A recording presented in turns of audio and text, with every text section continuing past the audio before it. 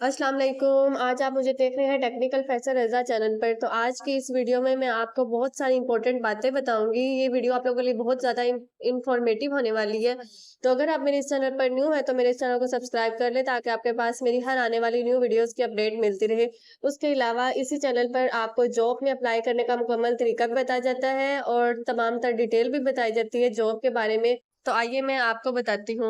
हमारे बहुत से सब्सक्राइबर होते हैं जो हमारे इंस्टाग्राम पर आते हैं और अक्सर कमेंट में भी बोल रहे होते हैं कि हम अप्लाई तो कर देते हैं लेकिन हमें वहां से कोई रिस्पांस नहीं आता, हमें कोई कॉल नहीं आती।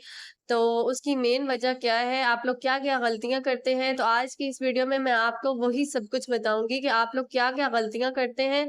तो हमारे बहुत से सब्सक्राइबर हैं जो मुख्तलिफ बैंक में अप्लाई कर देते हैं, जैसे कि यूबीएल, एचबीएल, उसके अलावा अलाइड हो गया, मीज़ान हो गया और अल-फलाह बैंक हो गया। इन सब में वो अप्लाई कर लेते हैं। तो वो जब उनको बुलाते हैं और टेस्ट होता है उनका, उनको शॉर्ट लिस्ट नहीं करते, तो उनकी मेन बड़ी वजह क्या होती है, तो वही मैं आपको बताती हूँ। तो उनकी सबसे बड़ी मेन वजह यही होती है, सबसे पहले नंबर पे उनकी सीवी अच्छी नहीं होती, उनकी प्रोफेशनल सीवी नहीं बनी होती, जिसकी वजह से वो शॉर्ट लिस्ट नहीं करते। तो उनकी बड़ी वजह जो है ना वो यही होती है सीवी। आप लोगों ने सीवी वो बनानी है जो प्रोफेशनल हो और जिसमें आप लोगों ने बैंक से रिलेटेड आप लोगों की रिक्वायरमेंट जो उन्होंने मांगी हुई है वो आप लोगों ने अंदर ऐड करनी है। बहुत सारे लोग होते हैं जिन्होंने इंजीनियरिंग की होती है, बहुत कुछ पढ़ा होता है, लेकिन वो अपनी सीवी में कुछ भी ऐड नहीं करते। ना वो कम्युनिकेशन के बारे में ऐड करते हैं, ना वो एक्सेल के बारे में ऐड करते हैं। वो कुछ भी ऐड नहीं वहाँ पे करते, तो जिसकी वजह से वो रिजेक्ट हो जाते हैं, उनको वो शॉर्ट लिस्ट नहीं करते। तो आपने जो सीवी है सबसे फर्स्ट नंबर पे अपनी सीवी जो है वो प्रोफेशनल बनानी है। उसमें आपने बैंक से रिलेटेड सब कुछ लिखना है, उसमें समरी जो है वो आपने बैंक से रिलेटेड ही लिखनी है। उसके पास आपने इंटरव्यू देने के लिए जाना है, उसके पास आप लोगों की जो सीवी है वो पहले से ही मौजूद होती है।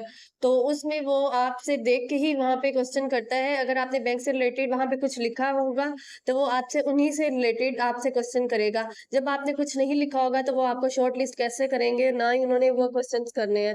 तो दूसरी मेन बड़ी वजह ये है कि आप लोग जाते साथ अगर वो आपसे क्वेश्चन करते हैं कि आपने कहीं पे पहले जॉब की है बैंक में या आपने कोई पहले इंटरव्यू दिया है, तो आप लोग सब बड़े आराम से बोल देते हैं वहाँ पे यकदम जाके कि हमने दिया है, हम पहले बहुत अप्लाई कर रहे हैं लेकिन हमारा नहीं हो रहा। तो ये आपका वीक पॉइंट है क्योंकि उनको भी यही लगना है कि इनके पास कोई ऐसी स्किल नहीं है जिसकी वजह से इनको जॉब नहीं मिल रही। तो आपने सबसे पहले वहाँ जाके यही कहना है कि हम इंटर्नशिप कर चुके हैं, उसके अलावा हमें बैंक से रिलेटेड भी बहुत सी मालूमात हैं। आपने ये हरगिज़ नहीं कहना कि हमने बहुत से इंटरव्यू दे चुके हैं, हमें जॉब नहीं मिल रही है, आप लोग का बहुत ही वीक पॉइंट है। और थर्ड नंबर पे वो आपसे ये पूछते हैं कि आपने की डिग्री कब कंप्लीट हुई है? तो आप उनको ये कह देते हैं कि हमारी 2020 में हुई है या 2021 में हुई है। तो वो आपसे पूछते हैं कि आपने अंदर से 2-3 साल क्या किया है? तो आप यही कह देते हैं कि हमने जॉब में अप्लाई किया था, हमारी जॉब नहीं हुई।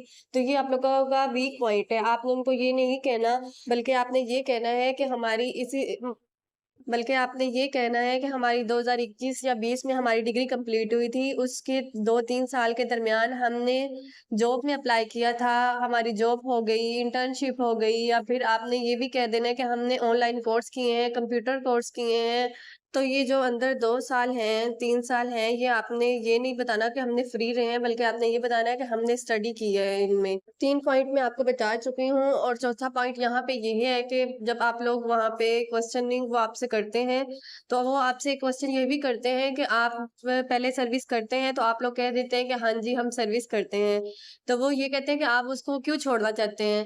तो आप लोग ये कहते हैं कि हमने अब इसमें अप्लाई कर लिया है, तो हम इस वज़ह से अब वो छोड़ देते हैं। तो ये आप लोगों का वीक पॉइंट है। आपने ये नहीं कहना कि हम इसी वज़ह से छोड़ रहे हैं, बल्कि आपने ये कहना है कि जिधर हम जॉब कर रहे थे, वहाँ पे हमारी सैलरी कम थी और अब इसमें हमारी सैलरी जो है वो ज़्यादा है, जिसकी वज़ह से हम उसको छोड़ देंगे। तो ये कुछ इन्फॉर्मेटिव बातें थी, मुझे लगा मैं आपके साथ शेयर कर दूँ ताकि आप लोगों को समझ आ जाए, आप नेक्स्ट टाइम ये गलती ना करें। उम्मीद है कि आपको मेरी ये वीडियो बड़ी पसंद आई होगी, तो अगर आपको ये वीडियो अच्छी लगी हो तो इसको लाइक ज़रूर कर दें और दोस्तों के साथ शेयर करें और मेरे इस चैनल को सब्सक्राइब कर लें। मिलते हैं नेक्स्ट वीडियो के साथ, तब तक के लिए अल्लाह हाफ़िज़।